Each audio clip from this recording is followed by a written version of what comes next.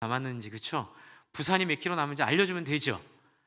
그런데 이정표를 만든 사람이 자기의 일을 너무 사랑해서 이정표에다가 막 꽃당장하고 이정표에다가 그걸 만들게 된 사연 뭐 이런 거 다 적어버리면 이정표가 아니게 되죠. 뭐 이 글은 별 의미는 없습니다. 그냥 이정표가 중요하고, 결국 중요한 것은 목적지가 중요하다는 인생의 어떤 깨달음을 깨달았다, 이런 얘기를 하는데 판화가 좋아서 제가 한번 좀 보여드리려고 갖고 나왔습니다.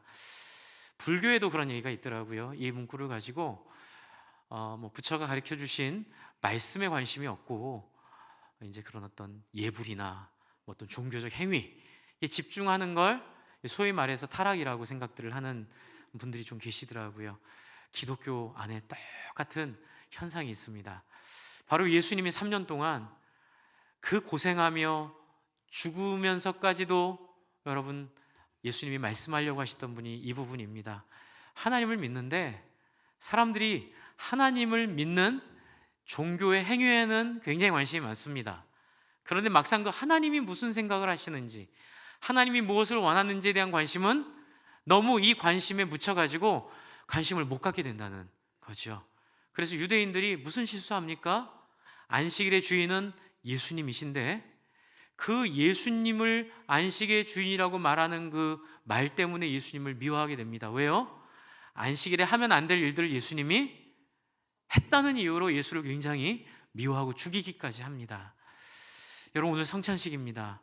사실 저도 이 성찬식을 생각할 때마다 이런 아쉬움들이 조금씩 있습니다. 대부분의 강조는 예수님의 죽으심을 기억하고 그 예수님의 죽으심을 기념하는 것, 그래서 그 예수님의 새 언약을 기념하는 것,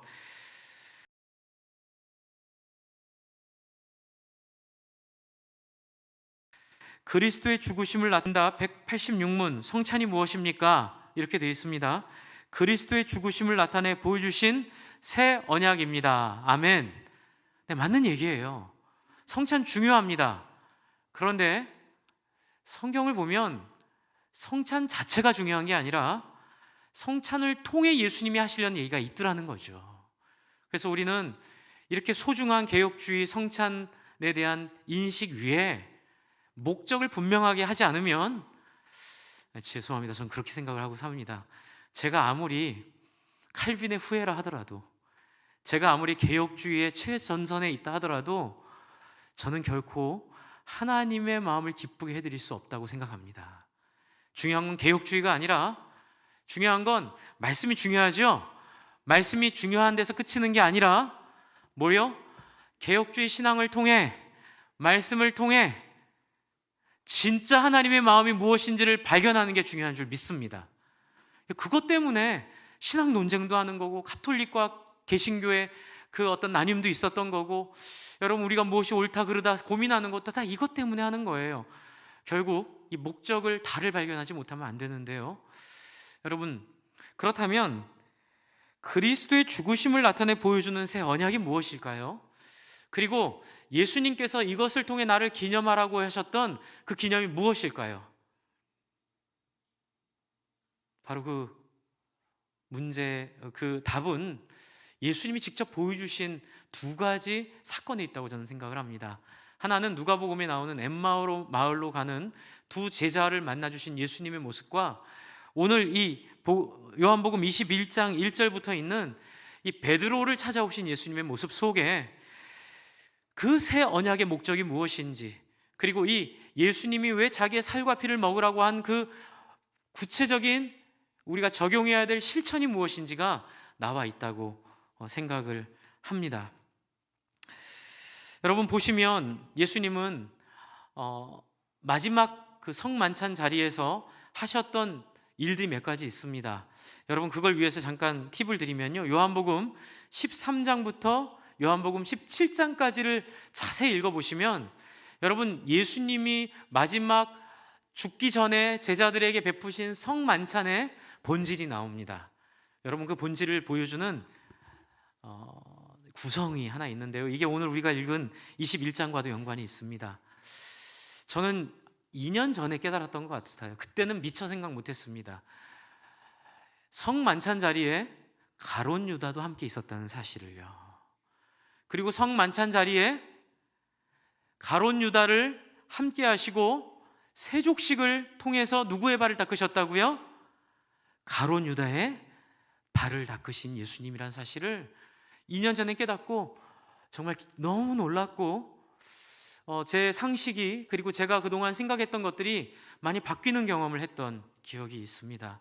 그리고 나서 13장부터 쭉 보니까는요, 여러분, 예수님은 성만찬을 통해 전하고 싶은 메시지가, 분명한 메시지가 딱 하나였습니다. 그게 뭘까요? 혹시 여러분 13장부터 17장까지 많이 이렇게 읽어보신 분들 중에 많이 보신 단어가, 기억나시는 단어가 뭐가 있으십니까? 네, 사랑하라, 이겁니다.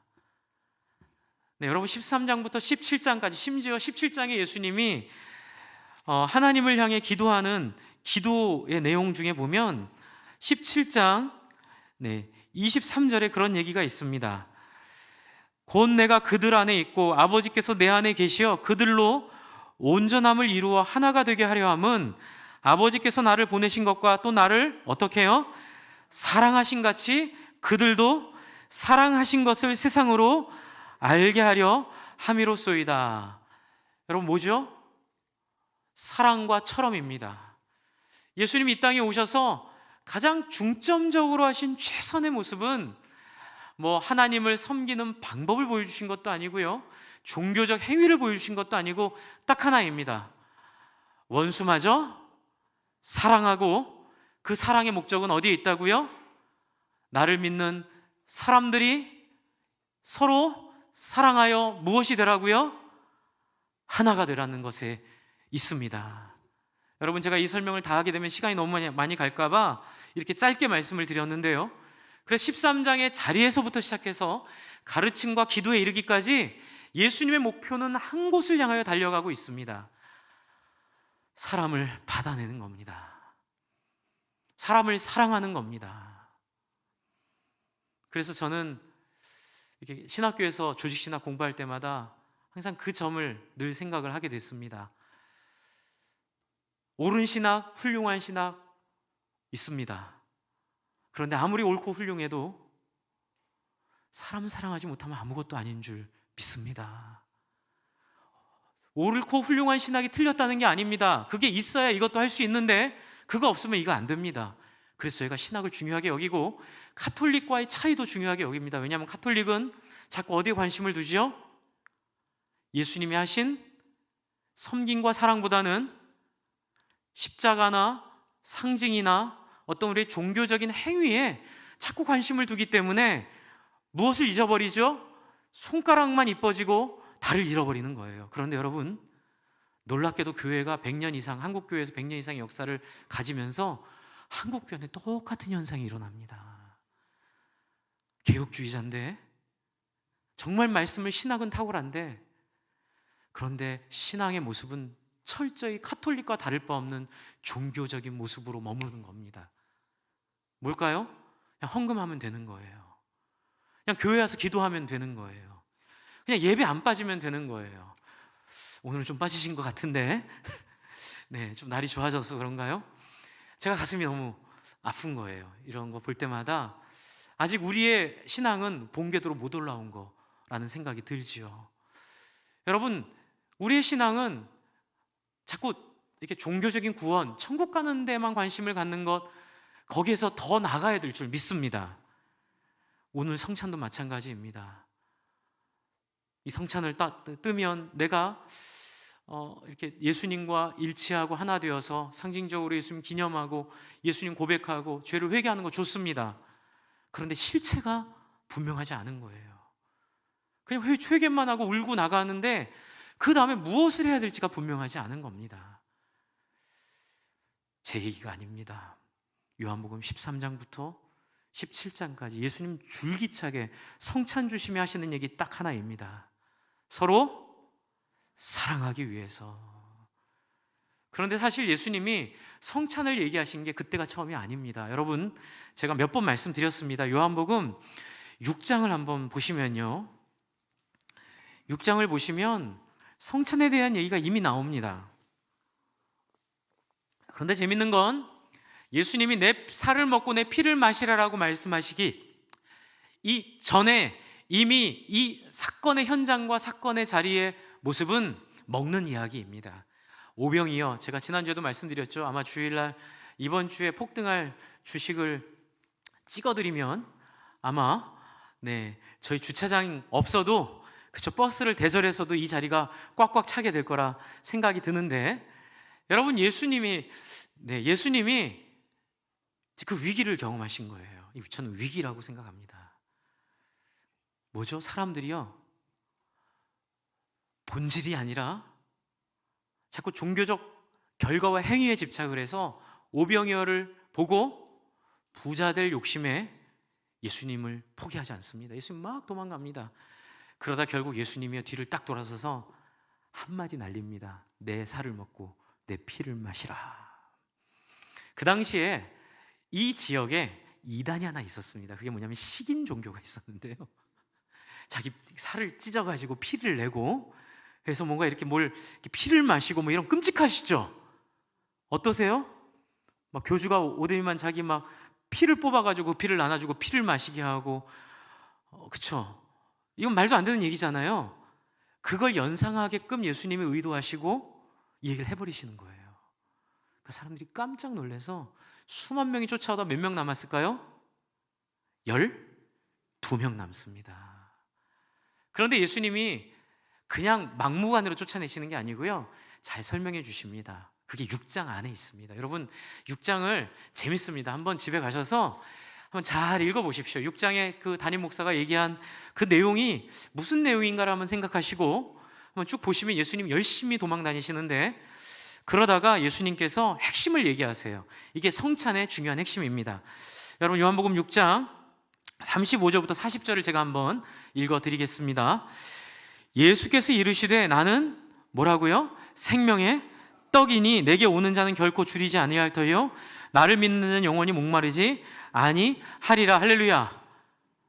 그런데 그 다음 얘기 보면, 그러나 내가 너희에게 이르기를 너희는 나를 보고도 어떻게 했다고요? 믿지 않았다, 이렇게 얘기를 하는 거예요. 아니, 몇만 명이 지금 쫓아오고 있는데 그 사람들한테 이런 찬물을 끼얹는 겁니다. 예수님을 쫓아오는데 믿지 않고 쫓아온다는 얘기예요. 뭐 때문에 쫓아오는 거죠? 자기가 생각하는 종교관을 따라오는 겁니다. 자기가 믿던 불교식으로, 자기가 믿던 유교식으로, 자기가 믿던 천주교식으로 자꾸 우리의 관심은 편하게 자꾸 살려고 그러는 거예요. 뭐죠? 그냥 믿으면 천국 가고, 이거 공양하면 극락 가고, 그냥 제일 힘든 게 뭡니까? 내 마음이 바뀌고 내 태도가 바뀌는 게 제일 힘드니까 사람들은 자꾸 어디로 때우려고 그러죠? 종교적 행위로 자꾸 때우려고 그러는 거예요. 그러니까는 우리는 그런 우리의 이 죄성이 남아 있어서요, 아무리 좋은 개혁주의 신학을 들어도 명확하게 우리가 정리하지 않으면 또 은근히 어디로 넘어갑니까? 예수님이 저 위에 죽으셨는데 저는 구원받았는데요? 그리고 누구의 소원을 안 따라 살아요? 하나님의 소원은 상관없어요. 왜요? 구원받았는데, 구원받았으면 됐지. 헌금 열심히 하고, 그렇죠? 주일날 열심히 와서 예배 드리고, 동성애 반대 집회도 열심히 나가고, 신학을 위해서 열심히 투쟁도 하고 싸우기도 하고 그럼 됐지. 여러분, 그게 아니죠. 어디로 가야 되죠? 왜 그렇게 하는지에 대한 깨달음으로 나가야 되죠. 예수님이 지금 얘기하시죠. 너희는 나를 믿지 않는다. 왜 믿지 않는지 뒤에 얘기하고 있습니다. 37절, 38절을 제가 읽어드리겠습니다. 38절 읽습니다. 내가 하늘에서 내려온 것은 내 뜻을 행하려 함이 아니요 나를 보내신 이의 뜻을 행하려 함이라. 분명하게 얘기하시죠. 믿음은 뭡니까? 왜 믿지 않는다고 합니까? 이들이 자꾸 쫓아오고 따라오는 게 하나님의 생각과 상관없이 따라오는 거예요. 하나님, 이거 받고 조용히 해주세요. 하나님, 내가 이렇게 주일날 안 빠지고 오니까 하나님 저한테 복도 주시고 천국도 주시고 죽어서 영광도 주실 거죠.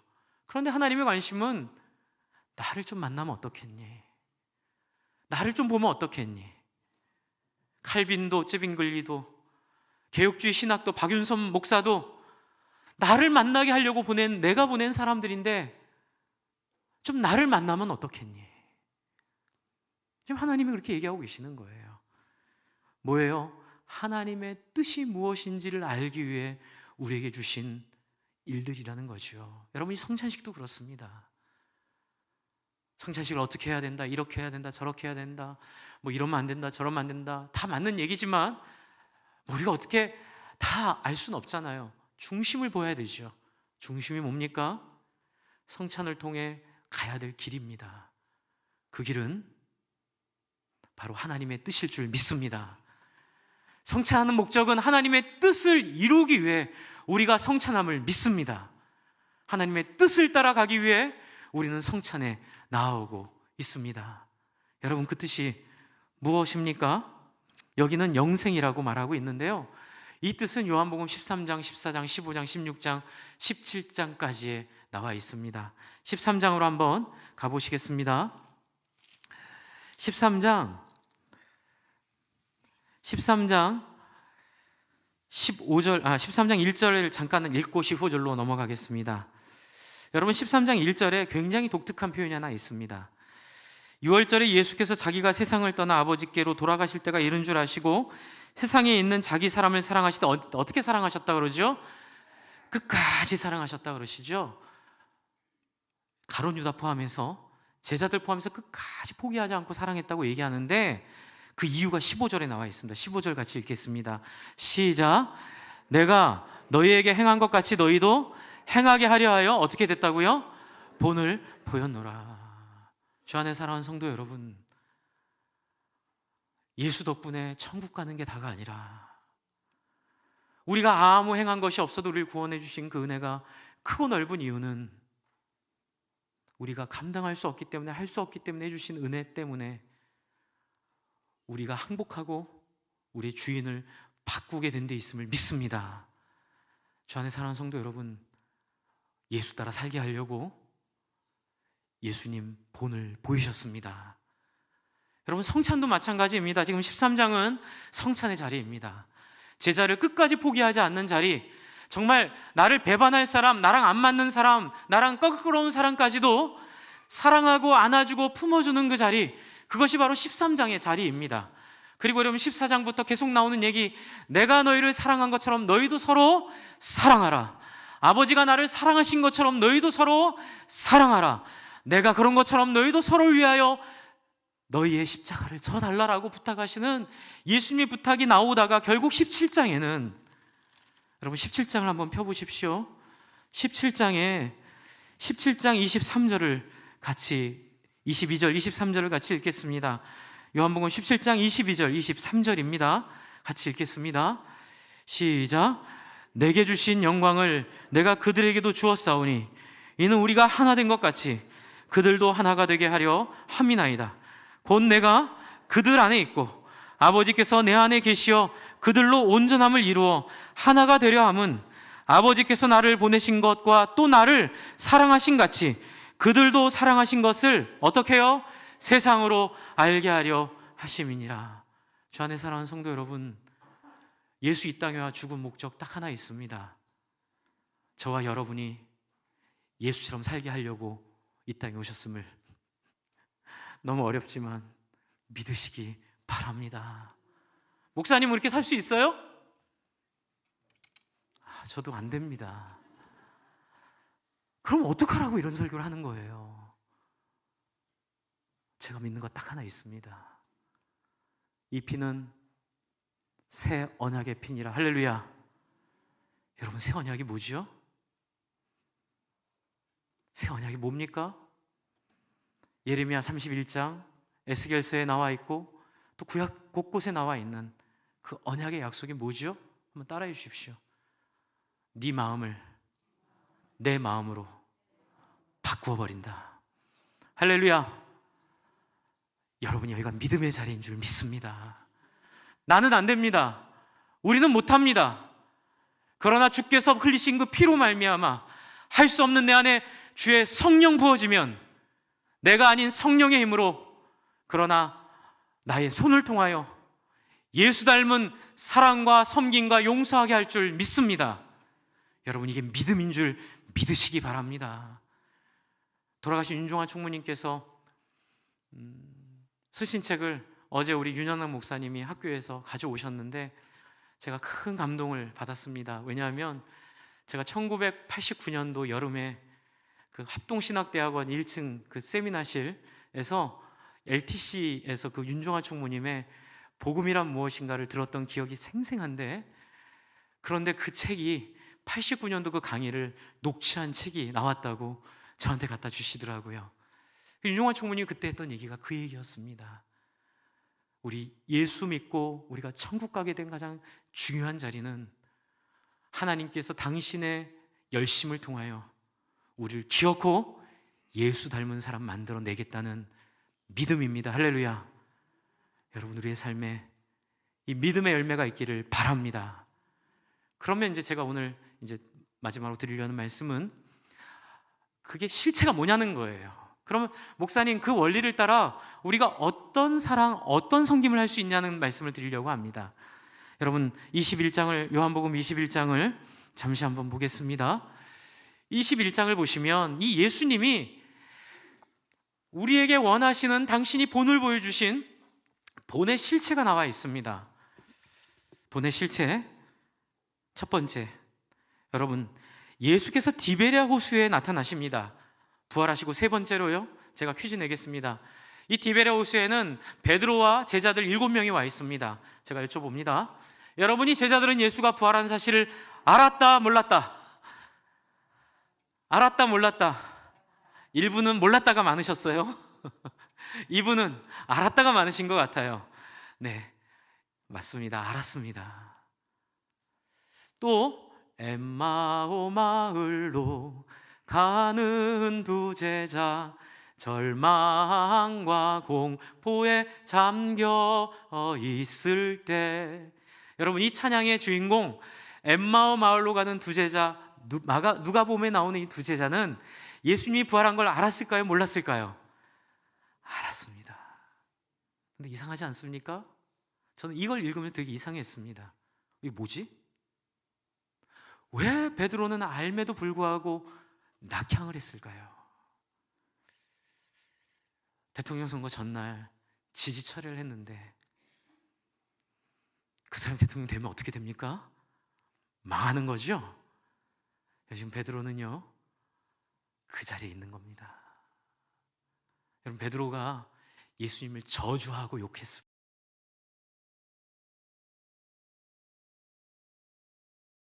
그 성전 뜰인가요? 죄송합니다. 그 앞에서 법정인가요? 네, 예수님 고난 당하실 때에 숯불을 쬐고 있는 자리에서 예수님 제자다. 나 아니에요. 제자 맞는데? 아니에요. 맞는데? 난 그런 사람을 본 적도 없고 하고 막 예수님을 저주하기 시작합니다. 그런데 그 거리가 11m밖에 안 된다고 얘기하더라고요. 11m면 여기서 저 문까지입니다. 예수님 들으셨을까요? 못 들으셨을까요? 들으셨죠. 여러분, 이 고통 아십니까? 나를 욕하는 내 사람들, 뭐죠? 베드로가 그래도 양심이 있어 낙향한 겁니다. 예수님 부활하셨다. 그래요, 예수님. 새 사람들과 새로운 나라 꾸미세요. 저희는 이미 끝났습니다. 명분도 없고 명목도 없고 더 이상 예수님 앞에 나아갈 자신이 없습니다. 엠마오 마을로 가던 두 제자, 절망과 공포 가운데 걸어가고 있을 때 주 예수 우리에게 나타나사 참된 소망 알려주셨던 그 예수님, 그 두 제자에게 찾아오십니다. 너 어디 가고 있니? 다 얘기합니다. 주 안에 사랑하는 성도 여러분, 인류 역사에 없었던 사건입니다. 할렐루야. 회개하지 않은, 자기를 배반한, 돌이키지 않은, 죄송합니다, 정말 어떻게도 시원치 않을 이 원수 같은 이 제자들을 회개와 반성의 빛이 없어도 먼저 찾아가신 예수님, 할렐루야. 여러분, 이것이 바로 성찬을 통해 우리에게 주시려는 너희도 이같이 하라라는 예수님의 소원인 줄 믿습니다. 우린 자꾸 계산합니다. 목사님, 저 사람은 저하고 인사 안 해요. 저도 그래요. 저도 괴롭습니다. 저 사람 저 미워해요. 저도 잘해주고 싶지 않습니다. 목사님, 저 사람이 제 인생에 얼마나 큰 어려움을 줬는지 아세요? 저도 보란듯이 한번 이렇게 나를 배반한 사람은 어떻게 되는지 한번 끝장을 보는 모습을 보여줘서 더 이상 아무도 나를 함부로 할 수 없도록 만들고 싶은 욕망이 막 솟아나옵니다. 주 안에 사는 성도 여러분, 그게 이 세상을 이 모양 이 꼴로 만들었습니다. 우리가 사는 이 세상의 절망과 죄와 어두움과 전쟁과 다툼과 미움은 거기서부터 나옵니다. 예수님 왜 이 땅에 평화일까요? 작년에 왔던 박대영 목사가 한 말이 있죠. 따라해 주시겠습니까? 피해자라고 생각하는 사람이 먼저 손 내밀었을 때, 바로 그때 하나님의 나라는 시작합니다. 여러분, 이게 가능합니까? 그리고 이 얘기를 했을 때 과연 이 얘기를 듣고 올 사람이 몇 명이나 있겠습니까? 바로 요한복음 6장에서 오병이어의 사건을 보고 온 사람들이 여기서 걸려 넘어진 거예요. 아이고, 딴 거 몰라도 그거는 아닙니다, 예수님. 제가 바보입니까? 제가 뭐가 부족해서요? 그 사람이 먼저 사과해야죠.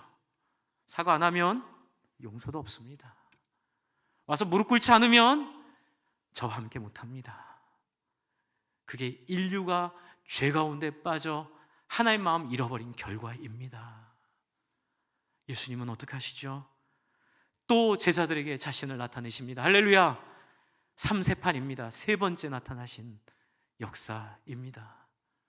그리고 어떻게 하시죠? 멀리서 베드로에게 고기가 좀 많이 잡히니? 여러분, 이 장면들을 보면요, 여러분, 사람의 마음을 얼마나 따뜻하고 예민하고 섬세하게 만지는지를 볼 수 있습니다. 여러분, 베드로한테 베드로, 내가 용서했으니까 나와 함께 가자 이렇게 말해서 될 문제가 아니란 거 예수님 아셨어요. 그래서 일부러 그 자리를 만드십니다. 베드로가 실망하여 낙향하여 디베라 바다에 물고기 잡으러 갔을 때 예수님 가만히 놔두십니다. 왜요? 그림을 만들려고요. 그리고 나타나십니다. 누가복음에 베드로 처음 예수님 만났을 때 장면을 똑같이 재현하십니다. 누가복음 보시면 베드로가 밤새 물고기를 못 잡고 허탈한 마음으로 들어옵니다. 어부가 물고기 못 잡고 들어오는데 목수가 얘기합니다. 깊은 데로 가, 그물을 던져라. 여러분, 밤에는 수온 때문에 물고기가 깊은 데 있고요, 아침에는 수온 때문에 물고기가 얕은 데 있는 게 상식이랍니다. 그런데 목수가 어부한테 상식을 뒤집는 얘기를 할 때 베드로가 말씀에 순종하여 그물을 내렸던 기억이 바로 여기에 재현되고 있습니다. 이게 무슨 얘기일까요? 내가 용서했다는 말을 이렇게 멋지게 합니다. 할렐루야! 그냥 재미없게 너 용서했으니까 나를 따라와 이렇게 얘기하시는 예수님이 아니라 정말 시처럼 음악처럼 바람처럼 찾아오셔서 그의 상처의 깊음을, 너 그렇게 했어도 내가 너 처음 만난 날 기억하니? 너는 변했어도 나는 안 변했어. 할렐루야! 너는 배신했어도 난 그때랑 똑같아. 그때 베드로가 깜짝 놀라 첨벙첨벙 물에 뛰어들어가 달려갑니다. 예수님, 베드로도 이게 목말랐던 거예요. 이렇게 안 찾아왔으면 여러분 아마 베드로는 매일 술로 나를 지새우며, 그렇죠? 네, 그럼 괴로운 인생을 살았을 겁니다. 예수님 찾아오셔서 먼저 손 내밀어 주시고, 그 다음에 보시면 또 뭐가 있습니까? 9절을 한번 보십시오. 21장 9절. 육지에 올라오니 뭐가 있어요? 이게 왜 이러십니까 도대체? 어떻게, 예수님 뭐예요? 다 알고? 예수님 다 기억하고 있다는 거죠. 너 숯불에서 3번 나 부인했지? 옛다 숯불이다. 숯불 펴놓고 거기서 역전을 하십니다. 너 이 떡 먹어라. 이 떡은 또 언제의 기억이죠? 숯불 바로 전에 있던 성만찬의 기억입니다. 그렇게 사랑하시며 너희를 위해 흘리는 내 피고 너희를 위하여 나눈 내 떡이다. 이렇게 나누시며 예수님이 어떻게 하시죠? 우리의 마음에 깊은 곳을 만지시는 예수님. 할렐루야! 여러분, 제가 여쭤보겠습니다. 우리는 그렇게 서로의 마음을 만지고 있습니까? 그냥 딱딱하게 법이야, 이게 진리입니다. 압니다. 진리인 거 알거든요. 지금 옳고 그름의 문제가 아닙니다. 오직 이 사랑만이 옳을 줄 믿습니다. 이 사랑을 드러내는 신앙만이 오직 영광스러울 줄 믿습니다. 오직 이 사랑을 드러내는 교회만이 이 땅에 진정한 하나님의 교회를 보여줄 줄 믿습니다. 저는 이 마음으로 교회가 부흥했으면 좋겠습니다. 교회가 어떤 미국의 아이들을 보내주는 프로그램도 좋고 주차장이 넓은 것도 좋고 목사님이 제가 참 열등감이 많이 생길 때가 있는데요. 비교하면 비교가 안 되는, 그렇죠? 목사다가 같지도 않고 이렇게 막 점잖지도 않고 제 한계가 있기 때문에 여러분 그 모습 가지고 제가 목회를 못하기도 하지만 또 그게 중요하다고 생각하지 않습니다. 여러분 종교적 껍데기에 속지 마십시오. 저도 그렇게 안 하도록 애를 쓰겠습니다.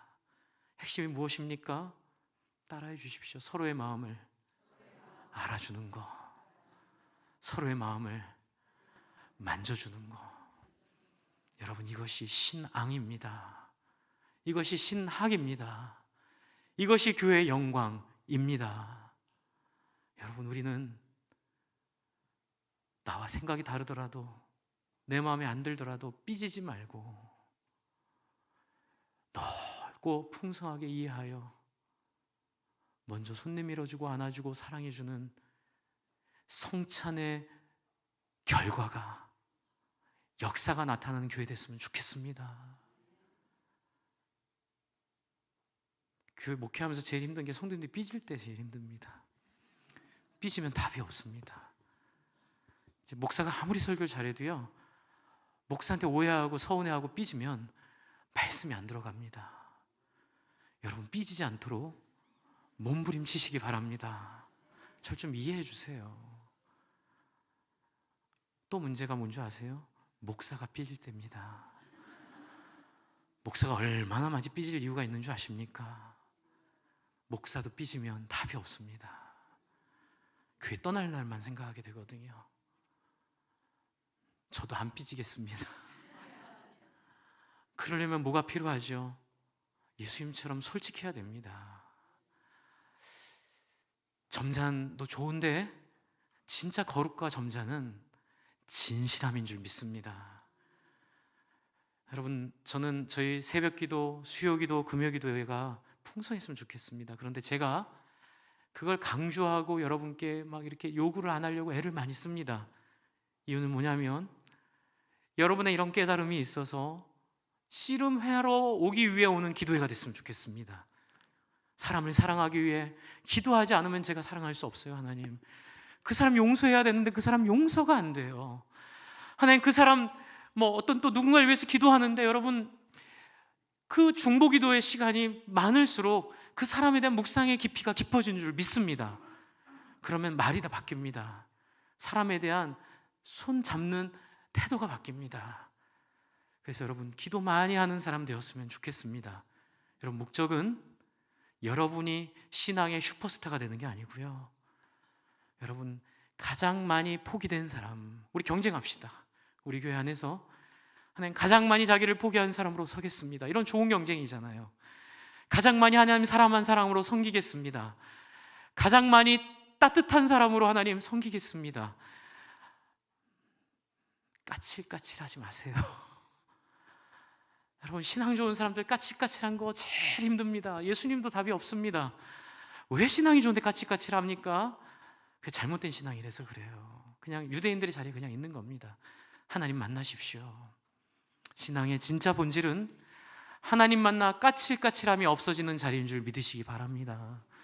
예수님 만나면요 너그러워집니다. 너나 3번 부인했지? 나를 사랑하니 3번 물어보는 이 따뜻함이 있을 줄 믿습니다. 까칠한 것과 이 따뜻함은 다르잖아요. 내가 3번 뭘 당했는데? 이러면 베드로가 얼마나 마음이 힘들고 불안하겠습니까? 내가 3번만 생각하면 너무 힘들어. 그럼 베드로가 이게 좌불안석이지 않겠습니까? 숲을 피워놓고 성만찬 기억하게 하시고 예수님 뒤에 뭐라 물어보시죠? 요한의 아들 시몬아, 굉장히 따뜻한 표현이에요. 네가 날 사랑하니? 몇 번 물어보시죠? 3번 물어보세요. 여러분 이렇게 사람을 마음을 이해하고 만져주고 따뜻하게 여기는 것이 우리의 사명이고 우리의 목적이고, 여러분 예수 믿는 모든 오고 왔던 세대 또 앞으로 올 세대의 모든 사람들의 하나님의 소원임을 믿으시기 바랍니다. 그러므로 우리의 신앙의 목적은 공동체입니다. 여러분 내가 가진 직장, 내가 가진 재산, 내가 가진 모든 환경은 딱 하나입니다. 그것들 다 동원해서 교회로 모이는 것입니다. 왜요? 공동체야말로 서로 사랑하라는 말을 실현하고 이룰 수 있는 가장 유일한 일이기 때문에 그렇습니다. 그래서 여러분, 혼자 신앙생활하는 게 참 비참한 거예요. 여러분, 교회 옮겨 다니지 마십시오. 이사해서 하는 거는 괜찮은데 자기의 성향과 취향과 그 마음을 따라 옮겨 다니면 안 좋습니다. 네, 옮겨 다니면 이 진정한 하나님의 사랑을 누리지 못합니다. 제가 금요일 날 설교 드렸는데요, 저는 그런 성도들을 위하여 기도합니다. 저 우리 청년 때 우리 목사님 때문에 기도 많이 했습니다. 목사님이 좀 많이 힘드셔서 막 이상한 얘기 하시고 막 이렇게 우리가 보기에 옳지 않은 일 행동하시고, 그래서 담임 목사님 때문에 참 괴로웠는데 저희가 그때 교회를 떠나야 될까 말아야 될까, 좋은 교회 찾아가야 될까 고민했습니다. 근데 그때 참 귀한 말씀 들었습니다. 그 윤정아 총무님한테 들은 얘기입니다. 하나님 믿냐? 네. 기도의 힘을 믿냐? 네. 네가 기도하다 죽으면 너의 죽음을 통해 하나님이 교회를 변화시킬 줄 혹시 모르지 않니? 그 자리에 남아 하나님의 교회를 지키는 자가 되어라. 물론 잘못된 목사들에 대해서는 아주 냉혹하고 잔인할 정도로 표현을 하셔서 그분의 인기가 별로 좋지 않았습니다. 하지만 목회자들에겐 그렇게 잔인했지만 성도들에겐 그런 목회자를 놓고 하나님의 교회에 세워달라고 기도할 때에 여러분, 기도가 이길 줄 믿습니다. 목사가 바뀌던, 목사가 죽던, 목사가 거듭나던 어떻게 해서라도 하나님이 교회를 새롭게 하실 줄 믿습니다. 저는 거기에 걸리지 않도록 최선을 다하겠습니다. 여러분, 인생에 한번 자기 모든 것들을 걸고 사람 살리는 일에 예수님 닮은 따뜻함과 사랑과 부드러움을 가지고 섬기시는 모든 성도님들 되시기를 바랍니다. 우리 한번 잠깐 기도할까요? 하나님 아버지, 이 예수님을 통해 하나님의 마음을 느낍니다. 우리에게 칼빈을 주신 이유도, 츠빙글리를 주신 이유도, 박윤선 박사님을 주신 이유도, 우리가 또 만났던 귀중한 신앙의 선배들 주신 이유도 하나님이 하나님의 마음 경험하라 주신 줄 믿습니다. 하나님, 하나님의 눈물 우리의 눈물 되게 하시고 하나님의 사랑 우리의 사랑 되게 하셔서 하나님 성령 주셔서 새 언약 주셔서 우리를 사람 살리는데 예수 닮은 사람으로 살게 해달라고, 원수 갚지 않고 까칠해지지 않고 넉넉하게 사람들 마음 만져가며 사람들 품어내는 사람들로 예수의 죽고 부활하심의 능력을 우리에게 허락해달라고 이 시간 한번 같이 기도하며 성찬 준비하도록 하겠습니다. 함께 기도하겠습니다.